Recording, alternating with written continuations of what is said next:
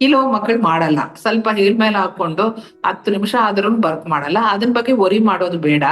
ಮಗು ಒಂದು 10 to 15 minutes, 10 ಇಂದ 15 ನಿಮಿಷ ತನಕ ಈ ಒಂದ್ರ ಅಪ್ರೈಟ್ ಪೊಸಿಷನ್ ಅಲ್ಲಿ ಸ್ವಲ್ಪ ಕೂತ್ಕೊಂಡ ಅಥವಾ ಹೆಗಲ ಮೇಲೆ ಮಲ್ಕೊಂಡಷ್ಟು ಸ್ವಲ್ಪ ಸ್ಟ್ರೈಟ್ ಆಗಿ ಇದ್ರೆ, ಕೆಳಗಡೆ ಮಲ್ಸೋದು ಇದ್ರೆ ಸಾಕು. ಇವನ್ ವರ್ಕ್ ಮಾಡ್ಲಿಲ್ಲ ಅಂದ್ರೂ ತೊಂದರೆ ಆಗಲ್ಲ. ಅದೇ ಅಷ್ಟೇ. ಈಗ ನೀವು ಹಾಲ್ ಪ್ರದರ್ಶನ ಮಗುನ ಹೆಗಲ ಮೇಲೆ ಹಾಕೊಂಡು ತಟ್ಟೋದು ಅಥವಾ ಕೂತ್ಕೊಂಡ ಪೊಸಿಷನ್ ಅಲ್ಲಿ ಇದ್ಕೊಂಡು ಬೆನ್ ತಟ್ಟೋದು, ಮಗು ತೇಗು ಬರಲ್ಲ. ಅವಾಗ ಏನ್ ಹೇಳ್ತಾರೆ, ತೇಗು ಬರಲ್ಲ, ಬರ್ಪ್ ಆಗಲ್ಲ ಮಗು ಅಂತ ಹೇಳಿ ಅನ್ಕೊಳ್ತಾರೆ. ಆತರ ಏನು ಅನ್ಕೊಳ್ಳೋದು ಬೇಡ. ಮಗು ಸ್ಟ್ರೈಟ್ ಆಗ ಕೂತ್ಕೊಂಡ ಸ್ಥಿತಿಯಲ್ಲೋ ಅಲ್ವಾ ಹೆಗಲ ಮೇಲೆ ಮಲ್ಕೊಂಡ ಸ್ಥಿತಿಯಲ್ಲೋ ಇರುವಾಗ ಆಟೋಮ್ಯಾಟಿಕ್ ಆಗಿ ಒಳಗಡೆ ಹೋಗಿರುವ ಗಾಳಿ ಹೊರಗಡೆ ಬಂದು ಬಿಡುತ್ತೆ.